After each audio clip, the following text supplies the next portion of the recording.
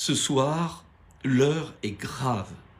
L'heure est grave après la décision des Américains de livrer des chars Abraham, exactement 31 chars, à l'Ukraine.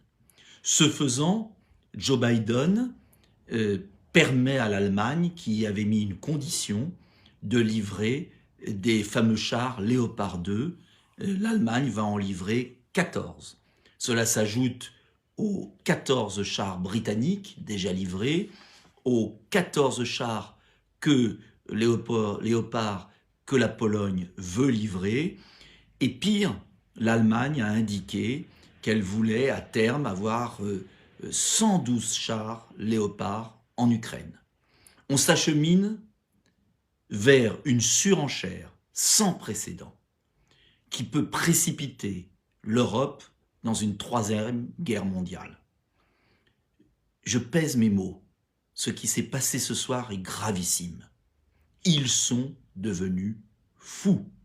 Ils sont devenus fous et malheureusement, la France, qui avait l'occasion inespérée de reprendre un peu de recul sur ce conflit, d'affirmer son indépendance et de rejeter cette surenchère, a félicité les États-Unis, félicité l'Allemagne.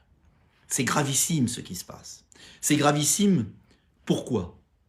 Parce que la livraison à terme de 200 à 300 chars, si le processus continue, va enquister le champ de bataille. C'est une volonté provocatrice de l'OTAN de forcer Poutine à utiliser l'arme nucléaire. C'est gravissime. C'est gravissime au moment où Poutine était suffisamment affaibli pour accepter une main tendue. C'est un suicide pour l'Europe qui devient un champ de bataille par procuration, faisant le jeu des États-Unis et de la Chine. C'est un suicide économique et social parce que le conflit va s'enquister. C'est un drame pour les Ukrainiens qui sont manipulés par le pouvoir corrompu de Zelensky, et nous en avons la preuve aujourd'hui, puisque des scandales de corruption éclatent qui obligent Zelensky à se séparer de ses amis. C'est une folie pour la France, car nous sommes en train de perdre l'Afrique, l'estime des non-alignés, car n'oublions jamais que dans ce conflit, les grandes puissances refusent de choisir. Le Brésil refuse de choisir, l'Inde refuse de choisir, les pays africains refusent de choisir, la Chine refuse de choisir. L'Occident, sous la conduite d'un chef d'État qui a des intérêts personnels à défendre en Ukraine, est en train de se cornériser. Pour la France, c'est un drame. C'est la perte de la place que nous avions dans le cœur des hommes. Cette place qu'avait pu conquérir le général de Gaulle par sa politique anticipatrice d'un monde multipolaire. C'est un drame parce que nous avons des intérêts en Afrique et que légitimement les Africains se disent les Français, eh bien ce sont des Américains en pire, sans les moyens des Américains. C'est un drame parce que la France représentait autre chose. Alors j'entends d'ici ceux qui vont dire Dupont-Aignan est pro-Poutine. Non, c'est pas la question.